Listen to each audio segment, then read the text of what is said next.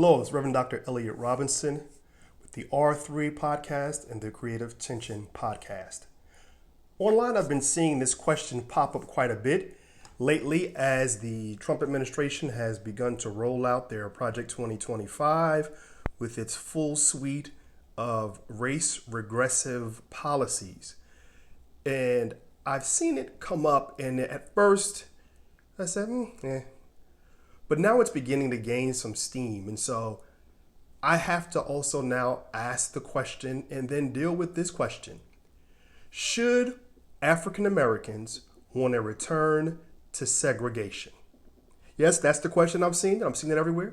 It's popping up. It was brought up by, I won't even name his name, a GOP congressperson from the state of Florida, who said he opined for the days of segregation when his peoples were free.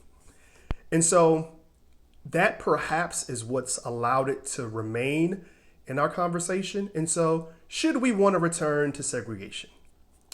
Spoiler alert, won't even let you get to the end of this video. Hell to the no. Absolutely not. Do not pass go. Do not collect $100, $200, or $2. That idea is at best misguided and somewhat a simplistic look at a very, very troubling time in American history. Now, we have to remember that words have context, and in that context, they have a particular meaning. And so in America, you cannot make segregation mean anything more than what it was. What it is and what it always will be. A time in America where Jim Crow segregation was king. And so what does that mean? Segregation will always be tied, this idea of segregation will always be tied to a legalized caste system in America based on race. Systematically othering African Americans and people of color and Jewish people and Asian people based on race, ethnicity, identification. It's buttressed in white supremacy. And so there's racial superiority built into the idea, the concept of segregation. What does that mean? There were black jobs and there were white jobs. Term familiar that we have now, right? The current president is always saying black jobs because he wants to harken back to that era of black jobs during segregation. Segregation is also equated to the idea of social and cultural norms. That means that when a white person was approaching on the curb, black people had to step off the curb and give the sidewalk to white folk. That's what segregation harkens to. And in fact, in a episode I did on Creative Tension, on the Creative Tension podcast, talking about banished from Sumter, run out of town during Jim Crow, and you can find that on the website. I'll also put that in the show notes. It was a harrowing time. And so when we are thinking about segregation, we also have to look at education inequality that was baked into the system of America, and then sanctioned violence. All of these things are equated with the term segregation. And so when we talk about sanctioned violence, we have to think about this. Not a single white male during the time of Jim Crow was ever convicted for sexual assaulting a black woman. Let that sink in for a little bit. Not a single one during the time of Jim Crow was convicted for sexually assaulting a black woman. And so when we're talking about segregation, we're talking about this idea that somehow reminiscing to a time that really America never had for black folk. We're talking about this fallacy of separate but equal. So when we're bringing it back now, we're thinking, well, if we can just segregate ourselves from the broader culture, then we'll be okay. But the reality is we already know how that story ends. And so we can't look at this notion of segregation looking back to the era of Jim Crow and thinking that that is a feasible option for us. It is not. Another aspect of segregation that we can never downplay or separate from is institutional misfunding. And so especially at the college and university level, that misfunding to this day has never been remedied.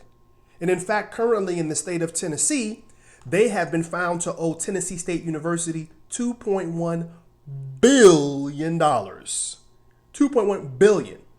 And so instead of paying back the debt that is owed to Tennessee State University, the state of Tennessee has decided they will do everything in their power to basically gut Tennessee State University so that they will not have to pay them that debt. So that's what we're talking about when we're talking about segregation. The better question that we should be asking is separation versus segregation. Those are two different things. So when we're talking about this idea of separation, America has always been about cultural separation.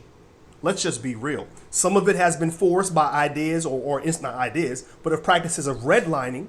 But there has always been a cultural separation where individuals who share same cultural norms, same cultural background, will tend to want to live in proximity to one another. And so in those instances, that makes sense because that is a naturally occurring process.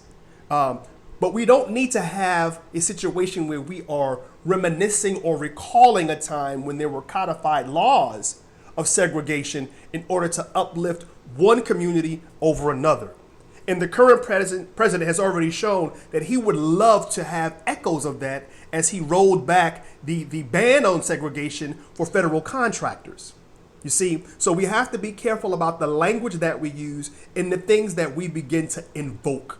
So what really we're looking at is people needing to have the will and a vision to support people and businesses that are best for their community. At the end of the day, it's a sad commentary that people believe that being intentional about supporting Black businesses and being intentional about supporting businesses that support the Black community can only come if there is some form of segregation, literally having to make it illegal to support a white business, or to make it illegal for white businesses to not want the support of Black patrons. And so I think that we are better and we are stronger than that. I think the reality is that we have to take a more in-depth look at what was happening during the time of Jim Crow segregation and realizing that Black communities were thriving not because of segregation. We had been thriving despite segregation, despite the reality that someone was a doctor, a lawyer, a teacher, a Pullman porter, or a minister in the Black community. But when they venture outside the boundaries of that community, they still had to step off the curb when approaching a white person. They still had to refer to whites once they became teenagers as ma'am or sir. Black men had to still lower their gaze when they were approached by white women. And so let's just remember that there was no panacea for us in terms of the institution of segregation. White supremacy that comes with segregation also made sure that those Black communities, whether they were thriving or doing well, there was always a ceiling attached to how well they could actually do. And when they were doing too well, they would be sabotaged, they would be burned, or they would be destroyed because their success was in violation of the very premise of white supremacy. Because you have to remember that the highest Black person was still lower than the lowest white person in the white supremacist structure. So no, Black success during Jim Crow was in part possible because of separation. Now that separation did allow for control of how you were educating Black children, and despite having fewer resources and the ability to recycle the dollar within the community multiple times over, sharing of knowledge, institutional knowledge, cultural knowledge, passing down businesses through generations and generations. And so those were the principles of business and community building that drove those communities that were able to find success. Now, what we have to look at now is we're really faced with an idea of separation versus integration, because we're in a society that has an integrationist model. And so what has that meant for African Americans? Brown versus Board of Education was an important case in that it was the goal of Brown versus Board was to provide equal resources for both Black schools and white schools. The reality that separate wasn't equal in terms of funding and resources had come to bear in that case. However, the implementation of Brown was about shuttering black schools and merging black kids into white spaces, forcing out experienced black administrators, teachers, or demoting them in white spaces. So it was more about integrating blacks into white spaces versus ensuring black spaces had what they needed to flourish. And so when we're talking about integration versus separation, yes, that's something that we can have a more robust conversation about. It doesn't mean completely pulling oneself out of communities that we exist in, but how do we ensure that the communities that we have are communities that are viable and that they're flourishing in the way that their counterparts are flourishing? See, integration was seen during that time as an option or an opportunity. It was an aspect of human flourishing, the reality that the world and the fullness thereof belong to black people as well. All of it.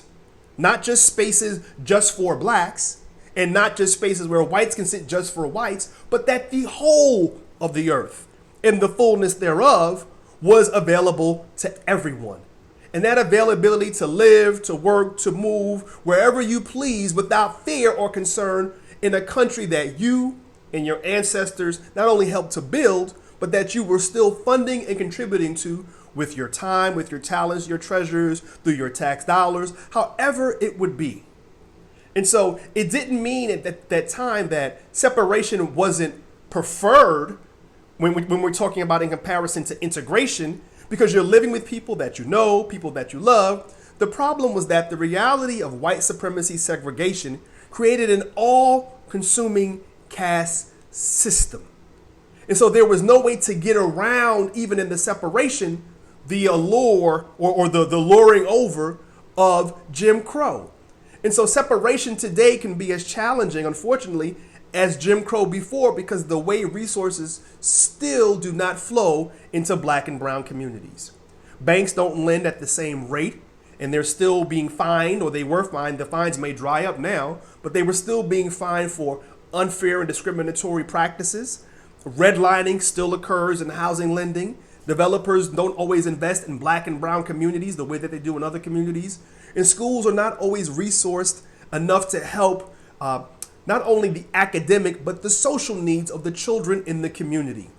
So we have to remember that when the Civil Rights Act was passed, it wasn't just about ensuring that black people had access to white businesses as much as it was about ensuring black people were treated with respect, dignity, free from discrimination, free from racism, and free from violence. And so if all God's children are equal, then all God's children should be treated equally.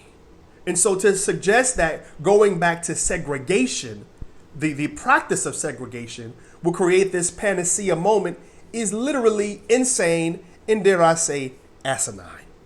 Especially when you have a president who is looking at your face and telling you black jobs, looking in your face and removing black achievement from public-facing websites, looking in your face and saying, we don't want to teach about the accomplishments and about the contributions of African Americans and black Americans and other people of color in this country. They want to remove it completely from the public sphere in the form of legalized erasure. And so, no, I don't think segregating is the answer. Separating in order to ensure that what you are doing with your funds, what you are doing with your education, what you are doing with the things that you currently have to contribute to one another, yes, that term makes more sense to me. That term is a more viable solution to me because we already do those things. The problem is that doing them in an intentional way that helps to grow the community, that helps to put back into the community systematically over a long period of time where you can have an impact, to me, that's the solution. And so I think that when we're talking about this idea of should we go back to segregation, hell to the no.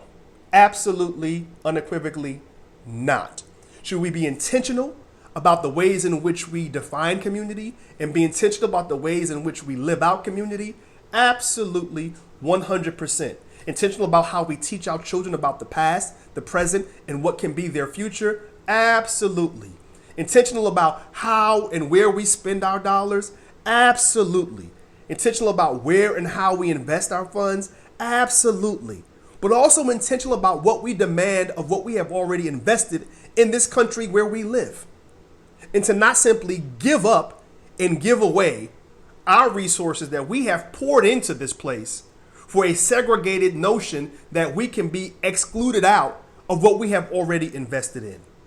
So I would suggest, and I would contend that that would be the best approach possible, coming up with ways and strategies for there to be separation, but not segregation. Realizing that integration wasn't always a panacea, but how do we then correct that so that we can mobilize, be more effective, and be more effectual moving forward, not just for ourselves, but for our children and our children's children. Because right now we are in a perilous place, and without a plan, we will perish. Again, I'm Reverend Dr. Elliot Robinson. Do we want to segregate? Hell to the no. Have a great day.